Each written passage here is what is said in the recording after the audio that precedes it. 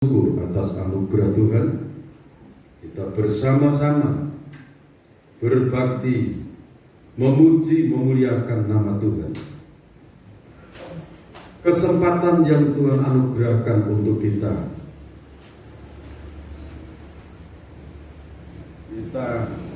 untuk mendapatkan berkat tuntunan atau petunjuk-petunjuk dari firman Tuhan. Tema yang akan saya sampaikan, sembahlah Tuhan Allahmu. Sembahlah Tuhan Allahmu. Ini tema. Kita akan membaca dulu dalam Injil Matius pasal yang keempat ayat 8 sampai 11. Matius pasal 4 ayat 8 sampai ayat 11. Dan iblis membawanya pula ke atas gunung yang sangat tinggi dan memperlihatkan kepadanya semua kerajaan dunia dengan kemegahannya, dan berkata kepadanya, semua itu akan kuberikan kepadamu jika engkau sujud menyembah aku. Maka berkatalah Yesus kepadanya, enyahlah iblis, sebab ada tertulis, engkau harus menyembah Tuhan Allahmu, dan hanya kepada Dia sajalah engkau berbakti. Lalu iblis meninggalkan dia, dan lihatlah, malaikat-malaikat datang melayani Yesus. Terima kasih. Bapak Ibu yang dikasihi oleh Tuhan Yesus Kristus,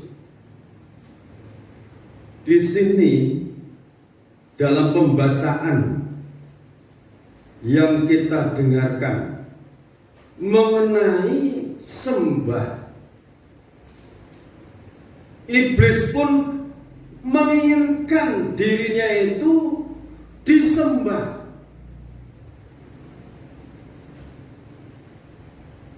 Malah iblis itu merindukan seperti ini.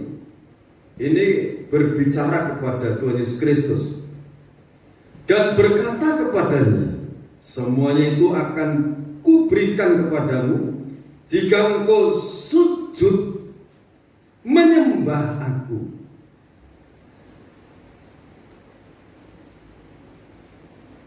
Jadi di saat Tuhan Yesus Kristus itu turun menjadi manusia, betul-betul manusia itu tidak mengerti bahwa itu Allah yang Maha Besar. Iblis pun tidak tahu bahwa itu pribadi pencipta alam semesta. Sampai iblis dia menawarkan kerajaan dunia dan segala kemegahannya. Diperlihatkan Yesus Kristus Tuhan suruh melihat. Iblis berkata, jika engkau sujud menyembah aku, semuanya itu akan kuberikan kepadamu. Kata-kata sujud dalam kamus besar bahasa Indonesia itu sujud, berlutut, serta meletakkan dahinya itu sampai mencium sampai di tanah, hidungnya mencium tanah. Sujud hormat dengan berlutut itu. Sujud. Iblis menginginkan itu. Lantas sembah pernyataan hormatnya, rasa hormat dengan hikmat. Jadi dengan tata cara yang betul-betul merasakan dirinya itu menghormati. Dalam suratan Ibrani dulu, Ibrani 12 ayat 28, 29, 2 ayat. Jadi karena kita menerima kerajaan yang tidak tergoncangkan, marilah kita mengucap syukur dan beribadah kepada Allah menurut cara yang berkenan kepadanya dengan hormat dan takut. Sebab Allah kita adalah api yang menghanguskan. Jadi Allah kita itu Allah yang maha besar, api yang menghanguskan. Kita menerima kerajaan yang tidak tergoncangkan, yaitu kerajaan Allah. Tiket untuk mendapatkan kerajaan Allah itu percaya Yesus Kristus sebagai Tuhan dan Juru Selamat kita. Amin. Nah, jadi kita beribadah kepada Dia dengan rasa syukur, dengan hormat dan takut kepada Dia. Dengan hormat dan takut pada Dia. Sikap tubuh, cara kita berpakaian, cara kita duduk di hadapan Tuhan. Nah, kita akan lanjutkan. Itu mengenai sujud dan menyembah. Iblis menginginkan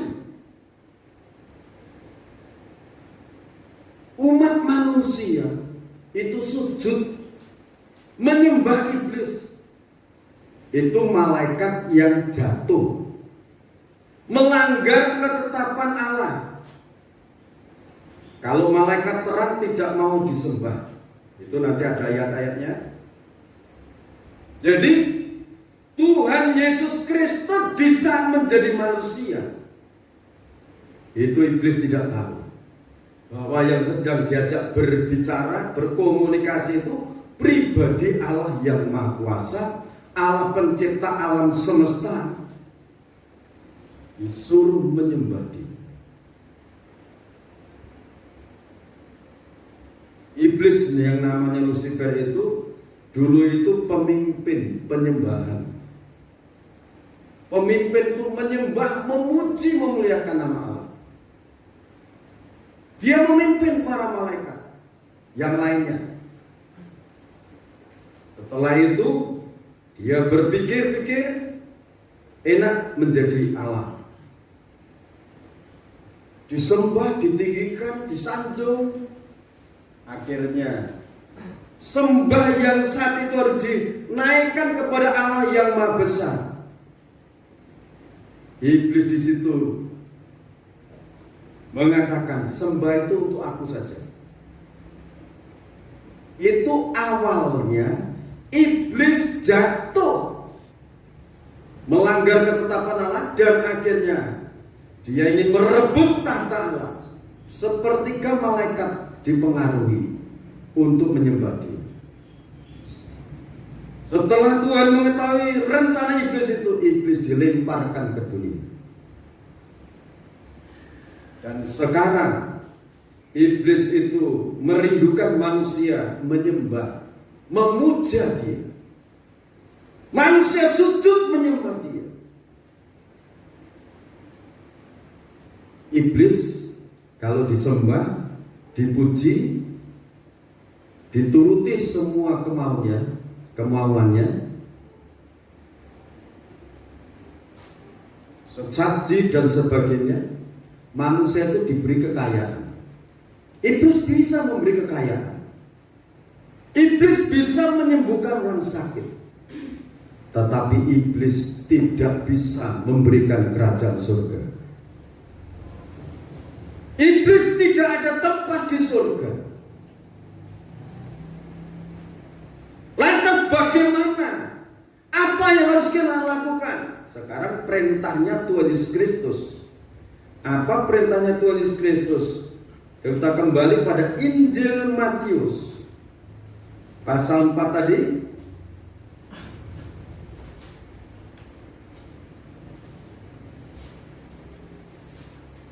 Ayat 9 saya bacakan. Iblis berkata kepada Tuhan Yesus dan berkata kepadanya, semuanya itu akan kuberikan kepadamu jika engkau sujud menyembah aku. Maka berkatalah Yesus kepadanya, enyahlah iblis, sebab ada tertulis, engkau harus menyembah Tuhan Allahmu, dan hanya kepada Dia sajalah engkau berbakti. Jadi sembah kita, pujian kita itu ditujukan kepada Tuhan Yesus Kristus, pencipta alam semesta. Dia pemilik kerajaan surga, Dia pemilik napas hidup manusia. Sebab itu sembah kita, pujian kita arahkan kepada Dia. Itu perintahnya Tuhan. Wahyu pasal 19 ayat 10.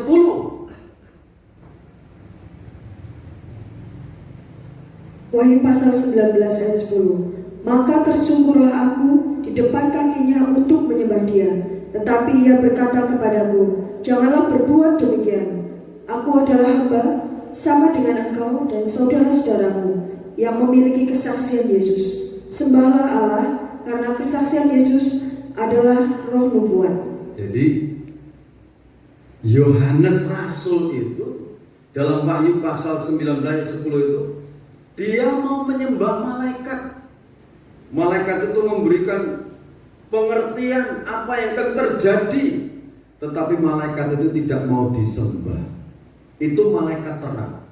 Jadi malaikat terang itu tidak mau disembah, tidak mau dipuji-puji. Dia katakan, aku hamba sama seperti kamu, seperti saudara-saudara kita yang memiliki kesaksian Yesus. Sembahlah Allah. Hamba-hamba Tuhan, imam-imam sidang jemaat yang menerima kesaksian Yesus Kristus, Yesus sebagai Tuhan dan Selamat. Saudara menyaksikan kebesaran Yesus Kristus, senantiasa sembahlah Dia. Amin. Sembahlah Dia dalam roh dan kebenaran. Ya kan? Ada pujian itu. Sembahlah Dia dalam roh dan kebenaran. Ya, itu pujian. Roma pasal 15 ayat 11. Roma pasal 15 ayat 11. Dan lagi, pujilah Tuhan, hai kamu semua bangsa-bangsa, dan biarlah segala suku bangsa memuji Dia. Amin.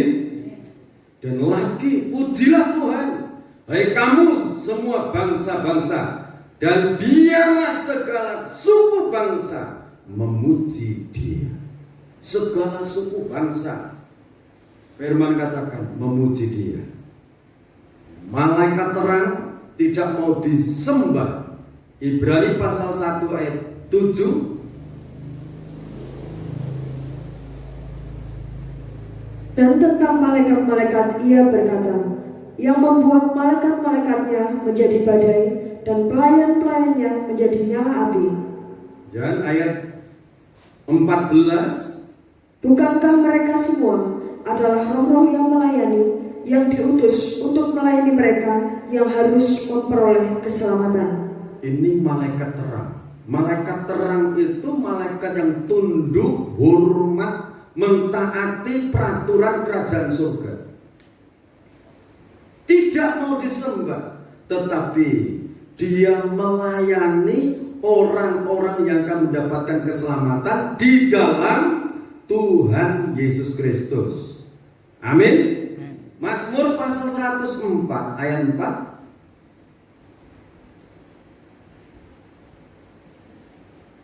Mazmur pasal 104 ayat yang keempat. Yang membuat angin sebagai suruh-suruhanmu, dan api yang menyala sebagai pelayan-pelayanmu. Jadi malaikat itu seperti angin, seperti api, menjadi suruhan, melayani orang-orang yang akan mendapatkan keselamatan dalam Tuhan Yesus Kristus. Mazmur 91 ayat 11. Mazmur 91 ayat 11. Sebab malaikat-malaikatnya akan diperintahkannya kepadamu untuk menjaga engkau di segala jalanmu. Jadi malaikat Tuhan itu diperintah untuk menjaga, melindungi kita di setiap jalan kita. Perjalanan kita itu dijaga oleh para malaikat. Jadi kalau saudara berdoa, Tuhan kirimkan para malaikatmu untuk menjaga. Tuhan kirimkan malaikatmu untuk membantu aku dalam pekerjaan ini, untuk mengatasi pekerjaan ini. Tolong aku. Kirimkan malaikatmu Tuhan. Mintanya bagaimana? Di dalam nama Tuhan Yesus Kristus. Tuhan kirimkan malaikatmu. Seperti firman-Mu dalam Mazmur pasal 91 ayat 11 ini. Untuk menjaga perjalananku ini. Untuk membantu aku dalam pekerjaan ini. Untuk membimbing aku menghadapi masalah ini. Nanti malaikat kan dikirimkan Tuhan. Karena malaikat terang ini untuk melayani orang-orang yang akan mendapatkan keselamatan di dalam Tuhan Yesus Kristus. Mazmur pasal 117 ayat 1 dan 2. Mazmur pasal 117 ayat 1 dan ayat 2. Pujilah Tuhan, hai segala bangsa. Pujilah Tuhan, hai segala bangsa. Megahkanlah Dia, hai segala suku bangsa. Sebab kasih-Nya hebat atas kita, dan kesetiaan Tuhan untuk selama-lamanya. Haleluya. Amin. Wah, inilah Tuhan. Tuhan itu maha dahsyat. Pujilah Tuhan, hai segala bangsa. Megahkanlah Dia, agungkan Dia, hai segala suku bangsa. Sebab kasih-Nya hebat atas kita. Kasih Tuhan itu hebat. Tuhan kita itu hebat. Amin. Mengatasi segala sesuatu. Dan kesetiaan Tuhan untuk selama-lamanya. Haleluya. Jadi Tuhan itu maha setia. Kalau umatnya tidak setia, Dia tetap setia akan janjinya. Nah saudara, kita akan membaca sekarang Pengkhotbah pasal 12 ayat 7 ini. Pengkhotbah pasal 12 ayat 7. Dan debu kembali menjadi tanah seperti semula, dan roh kembali kepada Allah yang mengaruniakannya. Ini ayat biasa dibacakan di pemakaman oleh seorang pendeta, hamba Tuhan. Biarlah yang dari debu tanah kembali pada debu tanah, roh yang dari Allah kembali pada Allah. Kembalinya itu sejak kita ini bernapas, saudara.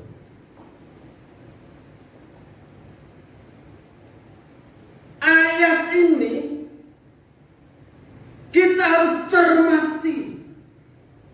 Kalau orang itu selama di dunia ini tidak mau menyembah Allah, tidak mau menyembah Tuhan Allah yang Maha Kuasa, rohnya mati, bagaimana bisa kembali pada Bapa di surga yang Maha Suci, yang Maha Kekal itu? Roh manusia itu suci. Saat roh itu diberikan dalam ini kandungan seorang wanita, ada kehidupan di situ roh itu ada. Sebelum kita ke sana, Mazmur 139. Mazmur pasal 139 ayat 16. Matamu melihat selagi aku bakal anak, dan dalam kitabmu semuanya tertulis hari-hari yang akan dibentuk sebelum ada satupun daripadanya. Selagi aku bakal anak, Tuhan melihat. Yeremia pasal 1 ayat 5. Sebelum aku membentuk engkau dalam rahim ibumu, aku telah mengenal engkau. Yang dikenal apanya? Rohnya. Sebelum dibentuk dalam rahim ibu, Yeremia itu sudah dikenal Tuhan. Haleluya. Terus, dan sebelum engkau keluar dari kandungan, aku telah menguduskan engkau, dan aku telah menetapkan engkau menjadi nabi bagi bangsa-bangsa. ya ini berbicara roh yang dari Allah. Itu bukan Roh Kudus, saudara. Roh manusia. Roh manusia. Nah sekarang roh manusia, Pengkhotbah 12 ayat 7, ialah yang dari debu tanah kembali pada debu tanah. Roh yang dari Allah kembali pada Allah. Kalau manusia di bumi ini rohnya mau kembali menyembah, menyanjung, meninggikan Allah pencipta alam itu, di saat mati jasmaninya, rohnya itu tetap hidup, kembali ke pangkuan Bapa surgawi. Haleluya. Jadi kalau merindukan, rohku harus kembali pada Allah. Sekarang harus mulai menyembah dalam roh dan kebenaran. Rohnya itu menyembah dengan cara yang benar. Cara yang benar bagaimana? Yang disembah itu Allah di dalam Yesus Kristus. Tadi Matius pasal 4 dikatakan iblis berbicara kepada Yesus Kristus, kalau engkau mau sujud menyembah aku, seluruh isi dunia ini akan kuberikan kepadamu. Betul-betul di situ iblis itu gila hormat. Sudah kalah, maju baik. Iblis sudah kalah. Tapi saudara kalau menghadapi iblis seperti itu, saudara semakin bersekutu dengan kuasa darah Yesus Kristus. Terapkan Efesus pasal 6 ayat 16. Dalam segala keadaan pergunakan perisai iman. Dengan perisai iman itu kamu bisa memadamkan semua panah api dari si jahat. Dihadapi dengan iman oleh darah Yesus Kristus, iblis itu akan mundur. Iblis itu kekuatannya akan dilumpuhkan oleh kuasa darah Yesus Kristus. Amin. Kok semudah itu? Nah, Yohanes 4 ayat 23, 24. Saudara baca di situ. Saudara akan diberikan pengertian di situ. Injil Yohanes pasal 4 ayat 23 dan 24. Tetapi saatnya akan datang dan sudah tiba sekarang, bahwa penyembah-penyembah benar akan menyembah Bapa dalam roh dan kebenaran, sebab Bapa menghendaki penyembah-penyembah demikian. Allah itu roh, dan barang siapa menyembah Dia harus menyembahnya dalam roh dan kebenaran. Ini caranya supaya keluarga yang ditinggalkan itu tidak ragu untuk roh manusia itu bisa hidup lagi, menyambut kehadiran Roh Kudus. Ini dalam roh yang sudah dihidupkan, roh manusia yang sudah dihidupkan. Karena perbuatan dosa itu menyebabkan roh manusia itu mati. Mati hubungannya dengan Bapa di surga, tidak bisa hubungan lagi. Tidak bisa komunikasi lagi dengan Bapa di surga. Tetapi dengan hadirnya Yesus Kristus, Allah yang menjadi manusia. Yohanes pasal 1 ayat yang ke-12. Tetapi siapa yang menerima Dia, percaya di dalam namanya, diberi kuasa menjadi anak-anak Allah. Menjadi anak-anak Allah. Diangkat, dihidupkan, menyembah di dalam roh dan kebenaran. Roh yang sudah dihidupkan, roh yang sudah dirami oleh Roh Kudus.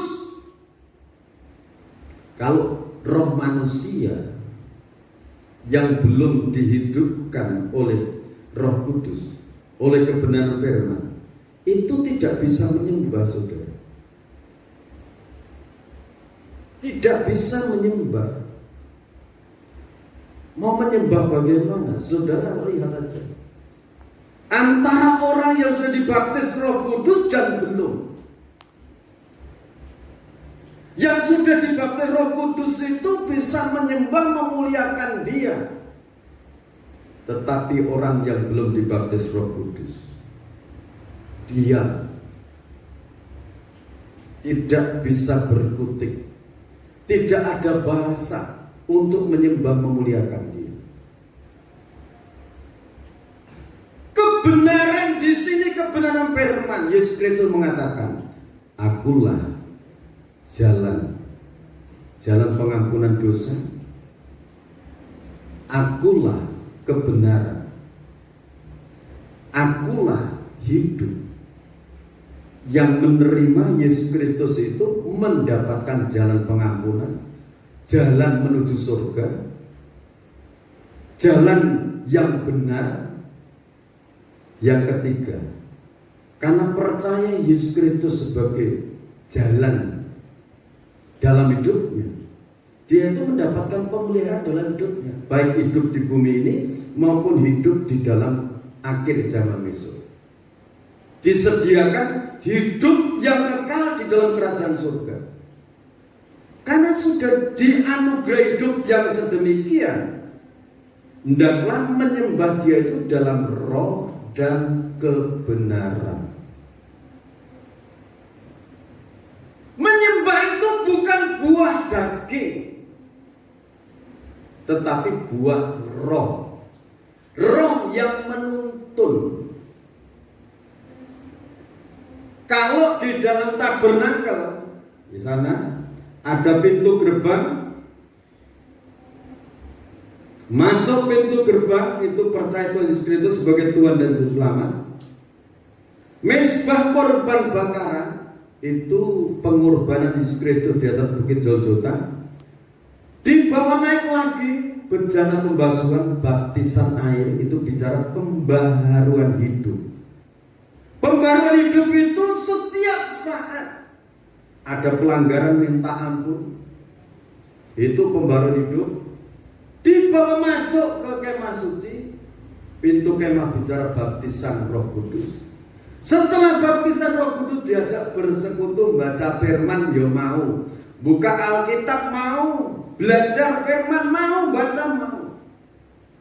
Karena Roh Kudus sudah membaptis dia. Diproses di pelita emas mau, dikoreksi dosanya mau, tidak tersinggung. Karena apa? Roh Kudus sudah di dalam hidupnya. Tapi ingat saudara, di pintu gerbang, di situ sudah ada tanda warna merah, bicara korban Kristus. Bisa mengenal lebih dalam lagi pertobatan. Di situ ada mezbah korban bakaran. Itu menjadi power, kekuatan darah Yesus dalam hidup kita. Jadi kalau menghadapi hidup ini banyak masalah. Memang di dunia banyak masalah. Yang tidak ada masalah di surga. Sebab itu saudara benar-benar ngikut Tuhan sing tenanan. Wis nang donya sora, mati sora kan repot. Iya kan? Wis bagaimana? Di dunia ini sengsara harus berjuang benar-benar. Supaya di saat Tuhan itu panggil, nanti di alam kelanggengan kita masuk surga. Itu kan enak toh? Jangan sampai udah sengsara di dunia, hidupnya tidak benar, nanti masuk neraka. Udah. Makanya Tuhan Yesus Kristus itu datang ke dunia mencari orang berdosa. Yang ngaku dosanya diampuni. Berdamai dengan Bapa yang di surga. Nah, saudara, setelah itu di sana ada Mezbah dupa. Mezbah dupa itu bicara sembah, sanjung kepada Dia. Di sana ada kasih, ada doa sapaan. Jadi bisanya menyembah Allah itu di dalam roh. Roh manusia dikuasai Roh Kudus. Hidup, dagingnya suruh tunduk.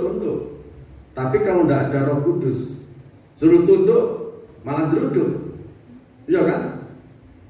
Sebab itu sangat penting kita menyembah Allah di dalam roh dan kebenaran.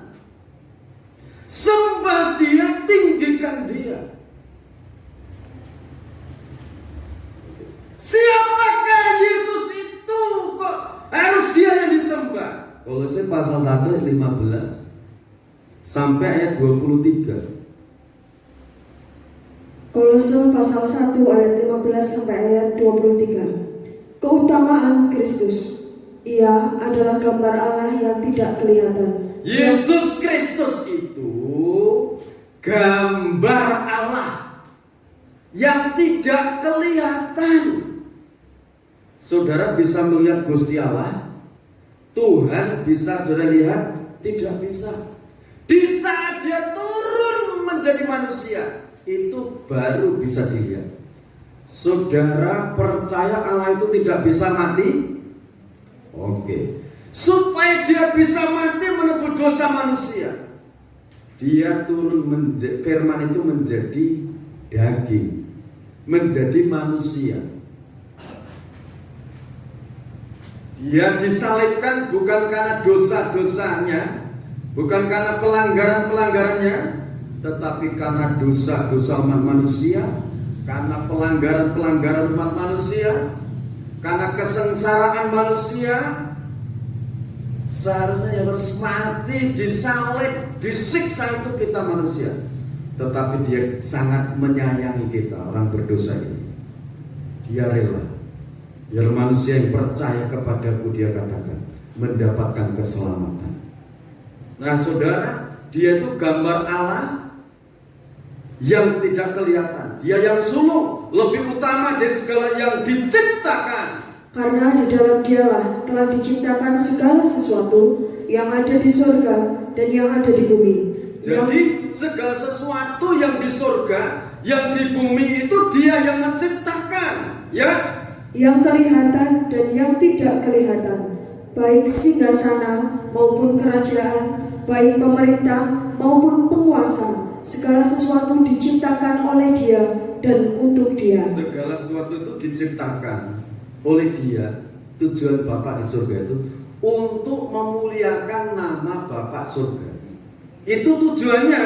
Terus Ia ada terlebih dahulu dari segala sesuatu, dan segala sesuatu ada di dalam Dia. ya, Ialah kepala tubuh, yaitu jemaat. Ialah yang sulung, yang pertama bangkit dari antara orang mati, sehingga Ia yang lebih utama dalam segala sesuatu. karena seluruh kepenuhan Allah berkenan diam di dalam Dia, Dan oleh Dialah Ia memperdamaikan segala sesuatu dengan dirinya, baik yang ada di bumi maupun yang ada di surga, sesudah Ia mengadakan pendamaian oleh darah salib Kristus. Jadi oleh darah Yesus Kristus itu yang percaya diperdamaikan dengan pencipta alam. Namanya Yesus Kristus. Juga kamu yang dahulu hidup jauh dari Allah dan yang memusuhinya dalam hati dan pikiran, seperti yang nyata dari perbuatanmu yang jahat. Terus Sekarang diperdamaikannya di dalam tubuh jasmani Kristus oleh kematiannya, untuk menempatkan kamu kudus dan tak bercela dan tak bercacat di hadapannya. jadi untuk memenuhi target ketetapan Allah itu tidak bisa dengan cara-cara perbuatan daging, tidak bisa saudara. Tetapi oleh kuasa darahnya kita menjadi tidak bercela di hadapannya Dia. Sebab itu kamu harus bertekun dalam iman. Tetap teguh dan tidak bergoncang, dan jangan mau digeser dari pengharapan Injil. Jangan mau digeser dari pengharapan Injil. Terus yang telah kamu dengar dan yang telah dikabarkan di seluruh alam di bawah langit, dan yang aku ini, Paulus, telah menjadi pelayannya. ini Rasul Paulus menegaskan. Sebab itu saudara-saudaraku, jangan mau kamu digeser dari pengharapan Injil. Karena apa? Roma pasal 1 ayat 16 dan 17. Coba baca di sana. Roma pasal 1 ayat 16 dan 17. Injil itu kekuatan Allah.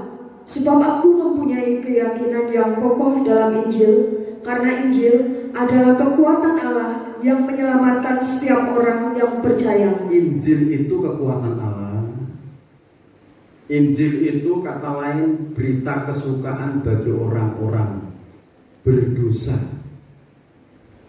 Berita kesukaan, berita kebahagiaan. Injil itu kekuatan Allah.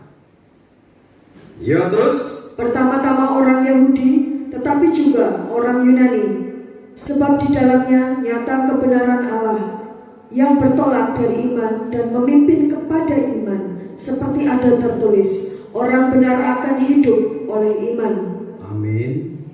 Orang benar itu akan hidup oleh iman.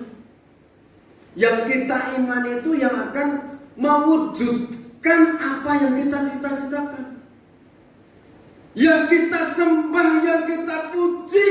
Kalau saudara mau sujud menyembah Dia, itu yang tepat. Amin. Itu yang tepat. Kalau saudara mau merindukan di surga itu rumahnya indah, megah. Sekarang waktunya saudara membangun iman yang kokoh, iman yang disertai perbuatan, mentaati firman. Itu nanti sudah penuh kemuliaan di sana. Amin. Jadi Injil ini kekuatan Allah yang memimpin orang itu kepada iman. Iman dipimpin lagi kepada kesempurnaan. Sebab itu saudara tidak usah ragu mengenai menyembah Dia. Dia itu gambar Allah yang tidak kelihatan. Namanya Yesus Kristus, Tuhan dan Juru Selamat kita. Jangan menyembah iblis. Jangan sujud kepada iblis. Ojo gumun karo iblis. Jangan heran dengan iblis. Heranlah dengan kuasa Allah yang maha tinggi. Amin. Heranlah pada Dia yang maha kuasa, yang maha dasar, Dia layak disembah, ditinggikan dan diagungkan. Sebab itu Mazmur pasal 150 ayat 1 sampai ayat yang ke-6. Haleluya, haleluya. Pujilah Allah dalam tempat kudusnya. Pujilah Dia dalam cakrawalanya yang kuat. Pujilah Dia karena segala keperkasaannya. Pujilah Dia sesuai dengan kebesarannya yang hebat.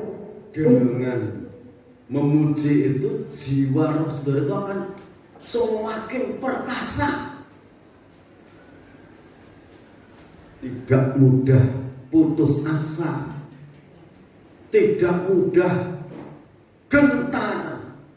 Tapi dengan memuji itu kekuatan Allah turun, mengalir dalam hidup kita. Pujilah Dia karena segala keperkasaannya. Dia itu Allah yang perkasa. Seperti pujian tadi. Pujilah Dia sesuai dengan kebesarannya yang hebat. Dia maha hebat.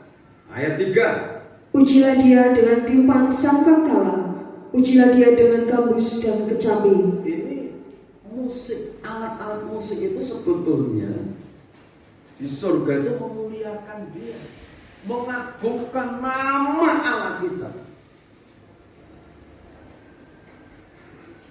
Tapi iblis menyerongkan di dunia ini. Kalau untuk keramaian-keramaian dunia, mereka berlatih. Ya kan? Berlatih siang malam. Tapi coba di sini ada alat-alat musik. Saudara berlatih untuk main musik bagi kebesaran Tuhan. Amin. Ada alat musik ini, gitar, ada berkat gitar masih beda itu.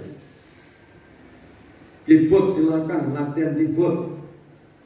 Pemain keyboard ada 5-10, nggak apa-apa. Nanti tambah lagi alat musik, ada drum, ada bass gitar. Tempat ibadah semakin diperluas karena jiwa-jiwa sudah mulai banyak yang berdatangan. Amin.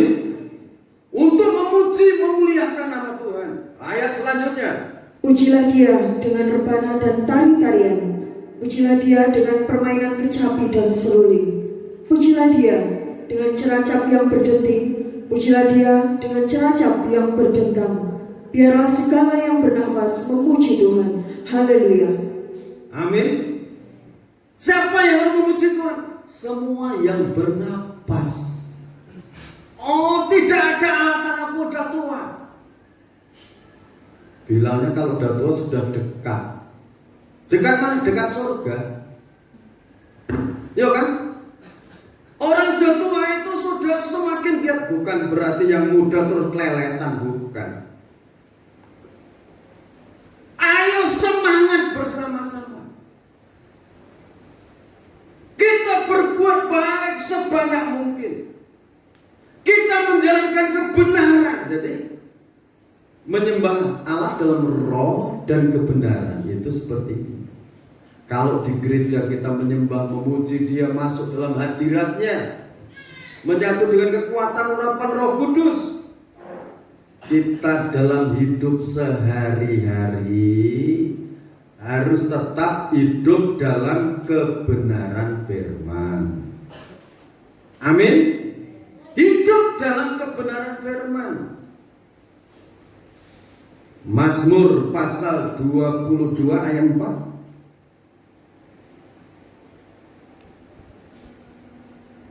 Padahal Engkaulah yang kudus, yang bersemayam di atas puji-pujian orang Israel. Terima kasih. Jadi puji-pujian, nyanyian yang mendatangkan hadirat Tuhan itu bagaimana?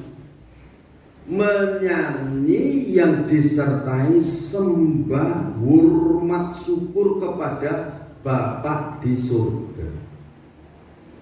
Itu Allah hadir. Nyanyi memuji disertai rasa hormat, sujud di hadapan Allah dalam roh. Itu kehadiran Tuhan bisa dirasakan.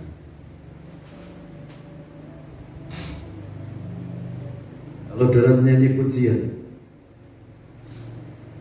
apa? Ini ayatnya ada. Kita baca dulu. Mazmur 34 ayat 1 mulai. Biar ini lengkap pemberitaan ini. Mazmur pasal 34. Dalam perlindungan Tuhan. Dari Daud pada waktu ia berpura-pura tidak waras pikirannya di depan Abimelek sehingga ia diusir lalu pergi. Aku hendak memuji Tuhan pada segala waktu. Puji-pujian kepadanya tetap di dalam mulutku. Jadi memuji Tuhan itu di segala waktu. Pas bekerja, dalam hati, dalam suara kecil ada pujian bagi Tuhan. Ku yakin saat Kau berfirman, ku kuat saat Kau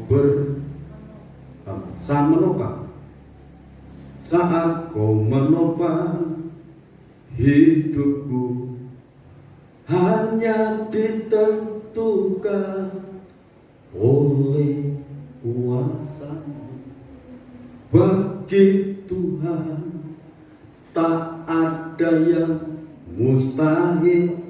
Aku ditolong karena bagimu tidak mustahil. nyanyi berulang kali dengan iman. Puji-pujian kepadanya tetap di dalam mulutku. Jadi mulutnya itu untuk memuji Tuhan, disertai sembah sanjung kepada Dia. Oh, yang layak dipuji, ditinggikan ya Tuhan. Karena Tuhan jiwaku bermegah. Biarlah orang-orang yang rendah hati mendengarnya dan bersukacita. Jadi kalau orang itu rendah hati mendengarkan pujian yang saudara naikkan, dia bersukacita. Wah, Tuhan ditinggikan, Tuhan diagungkan. Muliakanlah Tuhan bersama-sama dengan aku. Marilah kita bersama-sama memasyurkan namanya. Nah, dimasyurkan, Injil dimasyurkan. Aku telah mencari Tuhan, Lalu ia menjawab aku dan melepaskan melepaskan aku dari segala kegentaranku. Wih, dilepaskan dari kegentaran. Yuk, ayat berikutnya. Tunjukkanlah pandanganmu kepadanya, maka mukamu akan berseri-seri dan tidak akan malu tersipu-sipu. Jadi fokus, konsentrasi, harapan, iman kita tujukan kepada Dia. Mukamu akan berseri-seri. Mengapa? Dia itu gambar wujud Allah yang tidak kelihatan. Dia itu yang mencipta alam semesta. Bapak kita di surga itu kaya raya. Tidak mungkin anaknya dibiarkan. Pasti Dia menolong. Haleluya. Haleluya. Ya lanjut. Orang yang tertindas ini berseru dan Tuhan mendengar. Orang yang tertindas berseru, Tuhan mendengar. Ia menyelamatkan dia dari segala kesesakannya. Kalau kita memperhatikannya 8, Malaikat Tuhan berkemah di sekeliling orang-orang yang takut akan dia, lalu meluputkan mereka. ini berkeliling, berkemah. Malaikat itu berkemah di sekeliling orang-orang benar. Orang-orang yang takut akan Dia, dilindungi, dijaga. Yuk terus. Kecaplah dan lihatlah betapa baiknya Tuhan itu. Berbahagialah orang yang berlindung padanya. Ini pujian itu. Kecaplah dan lihatlah betapa baiknya Tuhan itu. Kecaplah dan lihatlah betapa baiknya Tuhan itu. Kecaplah dan lihatlah betapa baiknya Tuhan itu. Oh, ada terusnya. Betapa baiknya Tuhan itu. Berbahagialah orang yang berlindung padanya. Takutlah akan Tuhan, hai orang-orangnya yang kudus, sebab tidak berkekurangan orang yang takut akan Dia. Amin. Orang yang takut akan Dia itu tidak akan kekurangan. Ada ya jalan yang Tuhan berikan untuk kita mendapatkan pertolongan. Jalan yang dibukakan untuk kita, singa-singa muda merana kelaparan. Tetapi orang-orang yang mencari Tuhan tidak kekurangan sesuatu pun yang baik. Sebab itu carilah Tuhan lewat doa, lewat sembah. Yuk terus. Marilah anak-anak, dengarkanlah aku. Takut akan Tuhan akan kuajarkan kepadamu. Siapakah orang yang menyukai hidup? Yang mengingini umur panjang untuk menikmati yang baik. Jagalah lidahmu Terhadap yang jahat. dan bibirmu terhadap ucapan-ucapan yang menipu. Jadi siapa yang ingin umurnya panjang, jaga ucapan. Jangan suka menipu, jangan suka bohong. Amin. Tapi lidahnya untuk memuji Tuhan, menyembah Tuhan. Kalau yang sudah-sudah hidup sehari-hari, kalau cerita bisa keras, tapi diajak memuji Tuhan, diam. Ayo menyembah Tuhan. Bagaimana menyembah Tuhan? Aku tidak bisa. Cerita bisa, ngomong ini itu bisa, suaranya keras. Ucapkan saja satu bahasa. Haleluya, haleluya, haleluya. Terpujilah Engkau Bapa pencipta alam semesta. Engkau yang maha dasar, Engkau yang maha kuasa. Engkau yang layak dipuji. Puji Dia, jangan diam. Jangan tidur kalau penyembah Tuhan. Ada saatnya saudara tidur. Amin. Nah, yang demikian akan mendapatkan lawatan yang dari Tuhan. Jauhilah yang jahat dan lakukanlah yang baik. Carilah perdamaian dan berusahalah mendapatkannya. Jadi orang itu suka damai, berdamai dengan sesama. Mata Tuhan tertuju kepada orang-orang benar, Dan telinganya kepada teriak mereka minta tolong. jadi mata Tuhan itu tertuju kepada orang yang sudah diampuni dosanya. Saudara percaya dosa saudara sudah diampuni? Dan yakin. Jangan bertanya-tanya, apakah aku sudah diampuni dosaku? Kemanakah aku kalau aku mati? Saudara harus yakin. Kalau saudara mengaku dosa saudara, Tuhan sudah mengampuni. Yang penting terbuka, jujur di hadapan Tuhan. Itu 1 Yohanes pasal 1 ayat 9. Allah itu maha besar, Dia maha setia, Dia maha adil.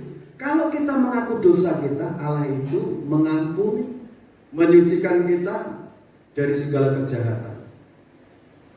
Wajah Tuhan menentang orang-orang yang berbuat jahat, Untuk melenyapkan ingatan kepada mereka dari muka bumi. terus Apabila orang-orang benar itu berseru-seru, maka Tuhan mendengar dan melepaskan mereka dari segala kesesakannya. Tuhan itu dekat kepada orang-orang yang patah hati. Dan Ia menyelamatkan orang-orang yang remuk jiwanya. Kemalangan orang benar banyak, tetapi Tuhan melepaskan dia dari semuanya itu.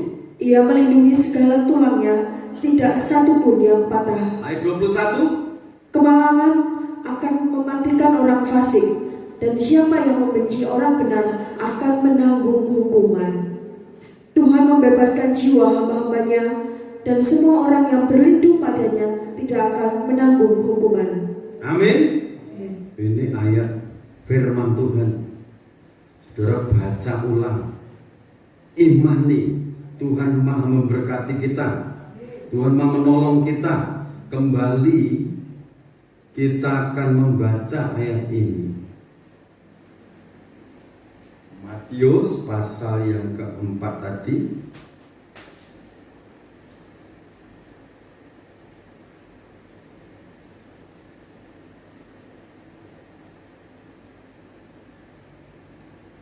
Maka berkatalah Yesus kepadanya, nyala iblis, Sebab ada tertulis, engkau harus menyembah Tuhan Allahmu, engkau iblis harus menyembah Tuhan Allahmu, dan hanya kepada Dia sajalah engkau berbakti.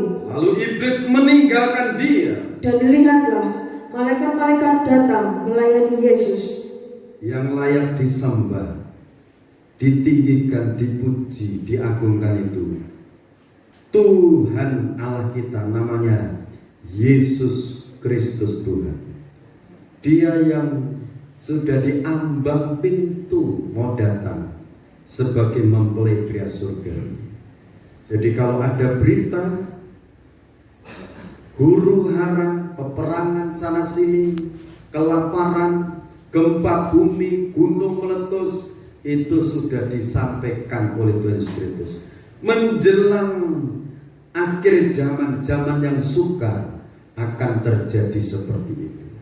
Saudara tetap berpegang teguh pada kebenaran firman.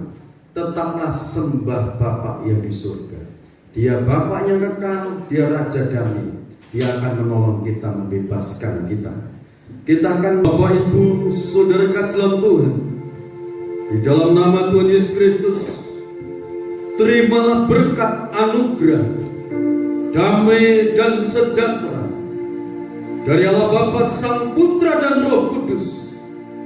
Berkat-berkat yang terbaik dari surga tercurah untuk kita semua sekarang sampai Tuhan datang yang kedua kali, tetaplah dalam naungan kasih dan rahmat-Nya.